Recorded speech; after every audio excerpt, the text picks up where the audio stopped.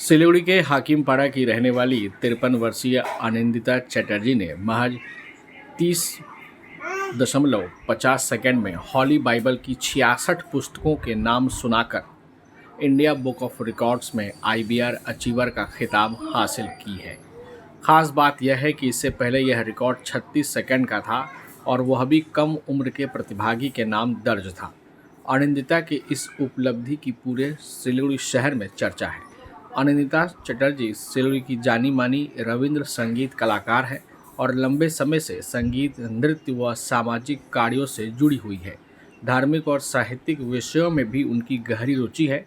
उन्होंने बताया कि लगातार अभ्यास, धैर्य और एकाग्रता की बदौलत उन्हें यह सफलता मिली है।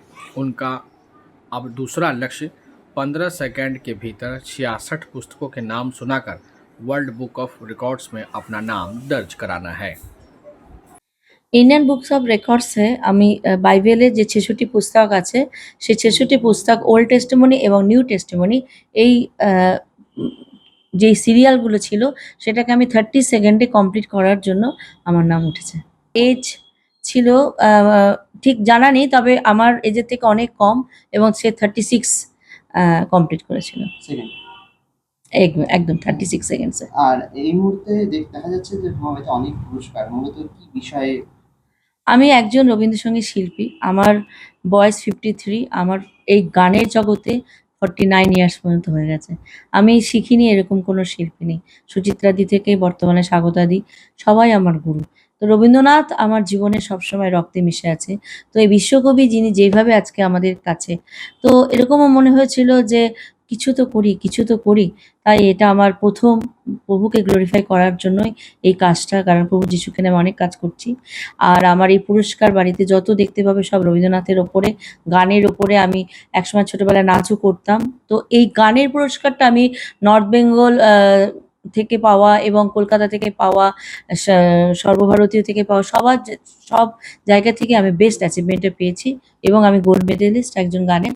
কিন্তু আমার এই অ্যাচিভটা আমাকে ভীষণভাবে আনন্দ দিচ্ছে যে পরবর্তী আরও দুটো অ্যাচিভের কাজ করবার জন্য। আগামীতে কি লক্ষ্য রয়েছে? আগামীতে গিনিস বুক রেকর্ডস GWR যেটা লাস্ট রেকর্ড আছে 22, তো সেটা আমার আছে এই বাইবেলের ভার্স 15 সেকেন্ডে আমি ট্রাই করে চলেছি বর্তমানে কমপ্লিট করার। আর এই যেটা ইন্ডিয়া বুক অফ রেকর্ডস কিভাবে অ্যাপ্লাই করলে? এটা আমি অনলাইনে অ্যাপ্লাই করলাম এবং করার সাথে সাথে মনে হয়েছিল কঠিন, পারবো না। কিন্তু পারবো না বলে কিছুই হয় না জীবনে, সব কিছুই অভ্যেসের ওপরে। তো অভ্যেস করেই চলেছিলাম। করতে করতে প্রথমে 2 মিনিট, 1 মিনিট এরকম করতে করতে করতে লাস্টে যখন 36 আসলো, 36 এ এসে আমার মনে হলো না আমি আর পারবো।